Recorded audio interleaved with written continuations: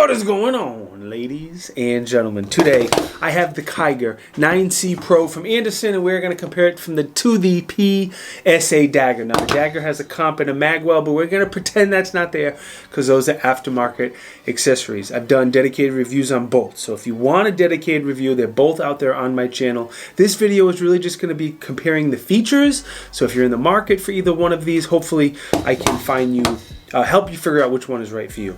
Now, these are both Gen 3 Glock 19 clones. They're both very, very affordable, and they're both made in the United States, which is amazing for the price that they come in at. The Anderson first, you can get the standard Kiger 9C. No, the standard one doesn't have any suppressor height sights, no optics cut, no slide cut, no extended controls. It's a little more basic, but you can get that one sub $400. This is the Pro version here. It has the suppressor height sights, the slide cuts, the optics cut, the extended controls, all the Gucci stuff on there, and that one's going to be about $100 more. The PSA Dagger, the variety of the PSA Dagger is overwhelming. It's been out longer, so they've had more time to complete the line, but this is the compact version, the Glock 19 size. There's a bunch of different color combinations you can get, slide cuts. They had a bunch of optics cuts, but they've been narrowing it down really just to RMR, it seems. There's 300, 350 in that price range is where they typically come in, and they're always having a lot of sales, so it's tough to quote the price. This is the Dagger Micro, a little smaller version of it. I've been testing that gun. That's great as well. They have full-size guns. They have some different calibers. Again, it's been out longer, so they have a wider variety. All right, let's start with the magazines. They both come with one magazine. It's a Magpul magazine available in either 10 or 17 rounds, depending how free of a state you live in. The magwells are also very similar. It's about the same amount of flare on the inside of the magazine to magwell to insert that magazine. They both have a little bit of a cutout on the side if you need to rip the magazine. The PSA Dagger definitely has a little bit more of a flare on the side, more of a cutout on the side rather, if you need to rip that magazine. Now, the grips are very, very different. The Anderson manufacturing grip is made by SCT. On both sides of the grip, it has very, very good texturing. Awesome texturing. On the front and the back strap, it has lines instead of the texturing, unfortunately. The shape and the design of the grip is very, very slim. It's not very curvaceous. It has a good trigger guard undercut. It has two speed notches on the side of the grip with that same very, very good texturing on there. Now, I wish the texturing that was on the side was also on the front and the back. If I had it my way, that really nice texturing on the side, I think should be on the front and back, because as you shoot, that's where the recoil comes in, and I would want that better texturing there, even if it's just 9mm and there's not a lot of recoil. The Dagger is not quite as aggressive, but the texture is still feels good. It's still good and aggressive, and it's the same texture on all four sides of the grip. I'm going to say the Dagger grip is a lot more curvaceous. It feels better in my hand. It has a nice palm swell in the back. It has a good one finger groove there to lock your hands in. It has a decent trigger guard undercut, not quite as aggressive. No speed ledges like the Anderson.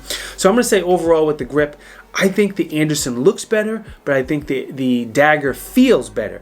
But both of those are very subjective, and you may totally disagree, but that's okay. I think Anderson feels better, PSA Dagger, I'm sorry, other way around. Anderson looks better, Dagger feels better. Magazine release, I don't see too much of a difference. The Anderson is textured. The Anderson might stick out a little tiny bit longer than the Dagger. Maybe they're very, very close. But either way, they both drop the magazine freely, and neither one of them ever got in the way.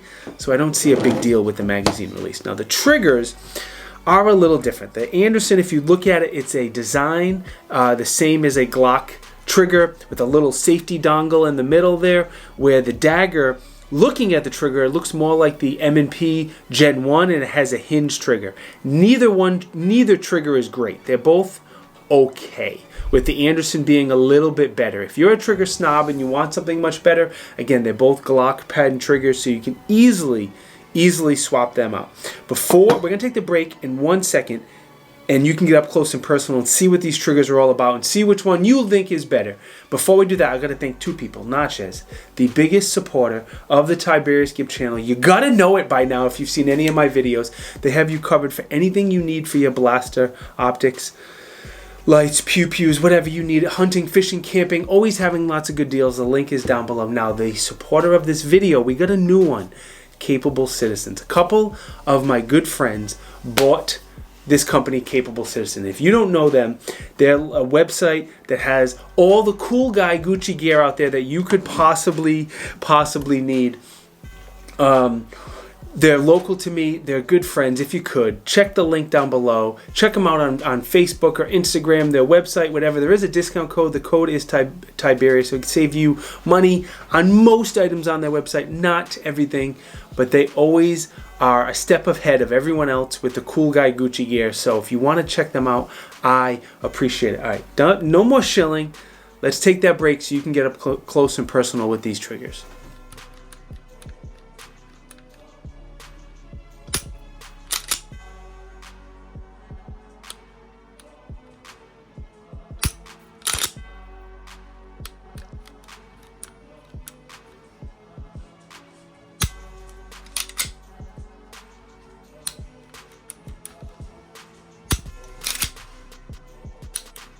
All right, accessory rails on the pistols. The Dagger has a single cutout, very similar to a Glock with that one cutout. The Kiger has 4 different cutouts, so you would think more lights, you'll have more of a variety to suck lights in closer or put them exactly where you want for the size of your hands.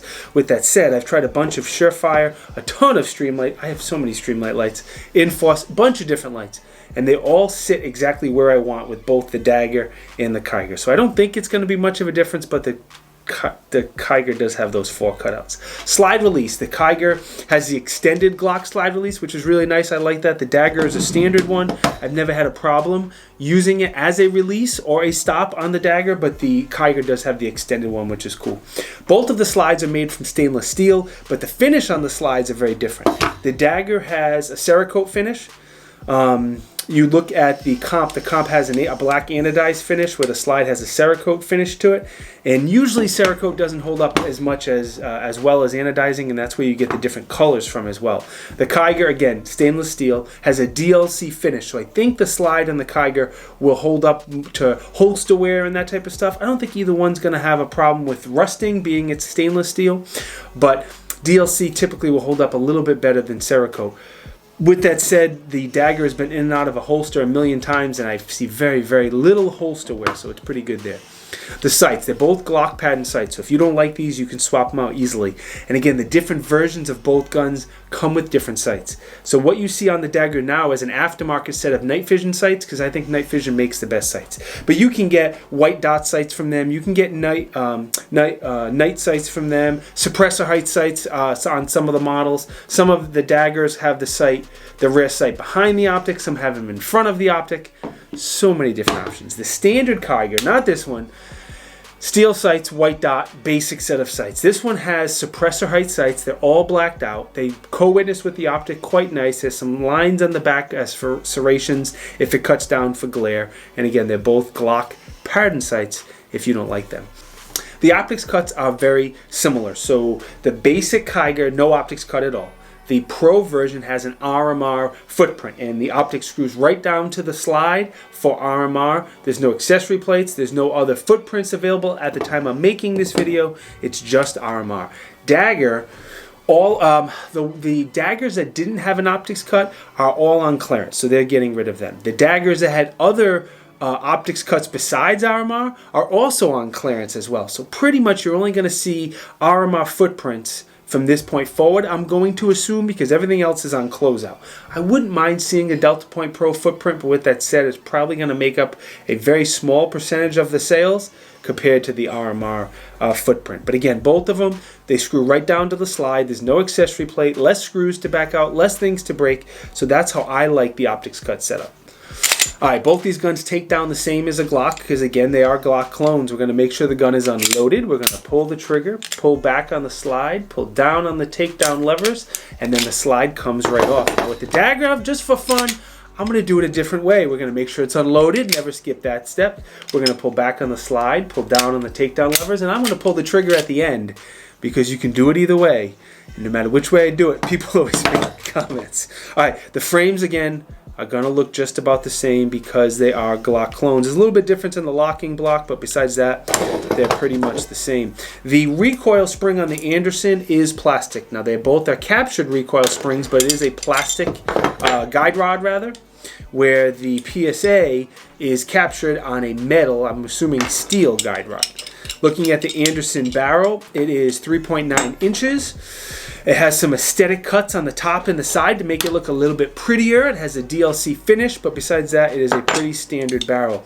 Now, this barrel for the PSA is not the one that came with it. I got this aftermarket when I got this Harrington Arms comp, but it does also have a DLC finish. The nice thing about the PSA barrel is you can get them in standard or threaded, where the Kiger, as of the time I'm making this video, is not available in a threaded barrel. The PSA is available in threaded or in a standard. That's one advantage of the Dagger. Now, both of these barrels are going to be more accurate than me and probably more accurate than you. Sorry to bust your bubble. Up here on the screen, you are looking at the dimensions. They are very, very similar in size. I'm going to guess they're similar in weight. Maybe the Kiger is a little bit less in weight. We'll see when I look it up. I haven't looked that up. I also want to compare them to the Glock 19 size because, like I said earlier, what am I doing? Like I said earlier, it is the same exact size as a Glock 19. They are Glock 19 clones, and I broke something on the Dagger. What was that about? I think I was putting it in on an angle. Anyway, let's quickly talk about the testing, and then I'll tell you the pros, cons, and what I think of them overall. So, the Dagger first. I have well over 1,000 rounds on the Dagger. I've had it longer, so part of the reason I've shot it more is just because of time. Obviously, I put a couple hundred rounds testing the gun, then I tested the sights, the comp, the magwell. I had a couple different lights on here, a couple different optics on here, so it's going through a variety of testing in well over 1,000 rounds. The Kiger, again, I haven't had it as long, but I put several hundred rounds testing the gun, a few hundred more rounds testing the Swamp Fox optic with the enormous window, and then I'm about to put a couple hundred rounds more through it to test this Streamlight TLR7 HLX sub, which is a mouthful to say. Very similar testing on both of them. No real problems or issues. They both have been very reliable. Again, this barrel that's in the Dagger is not the barrel that came with it. It came with a standard barrel. I got this threaded barrel because I wanted to add this compensator from Harrington Arms. This barrel had a few issues when I first got it. The first 2 or 3 magazines had failure to feeds. I don't blame the gun for that. I think it was a problem with the barrel. But just so you know, I wanted to make sure you knew all the details. All right, the pros. Let's hear the pros, and then you guys can get out of here. The biggest pro for me on the Dagger is going to be the price and the value. What you get for your money. They're both very, very high value for a good gun that's made in the United States. But the value of the Dagger is just absolutely off the charts. The variety of the Dagger as well is off the charts. And part of that is probably because it's been out longer, but they have the micro, the compact, the full size, a couple different calibers, a ton of different colors, sights. I mean, it's hard to quote prices with them because there's just so many different options. I think the grip feels a little bit better, and I also think the PSA Dagger, for me in my hands, shoots a little tiny bit better. And I'm talking without the comp. With the comp, it's a million times better. That comp from Harrington Arms is great. Without the comp, I think it shoots a tiny bit better than the Kiger. The Kiger, the things I like, and I know this is a little bit of a Gucci version of it, so we're slightly comparing apples to oranges here, I get it. But the grip, I think, is more aesthetically pleasing. Maybe the gun overall is a little more aesthetically pleasing, has a slightly better trigger. I like the DLC finish on the slide. Extended controls are dope as well. Overall, I truly would be okay to carry either one of these or use these as home defense or whatever you're going to do. I would be A-okay. Neither one would be my first choice, but I would be A-okay with either one of them. If I had to pick one, like if you put a gun to my head and I had to pick one, I think I would pick the Dagger. The price, the value, the variety, everything I just mentioned, I like it a little bit more, even though the trigger's not great. Overall, the Dagger is the one that I would choose. All right, before you go, Nachos. They are the biggest supporter. You should click the link down below and check them out. Capable Citizen, the supporter of this video, my friends, my buddies, they got all the Gucci new hotness. Code is Tiberious. Links to both of them are down you know where. Most important, thank you for watching. I appreciate it. Santa appreciates it. Subscribe before you leave. I love you. Be good. Stay blessed. See you in the next video. Peace.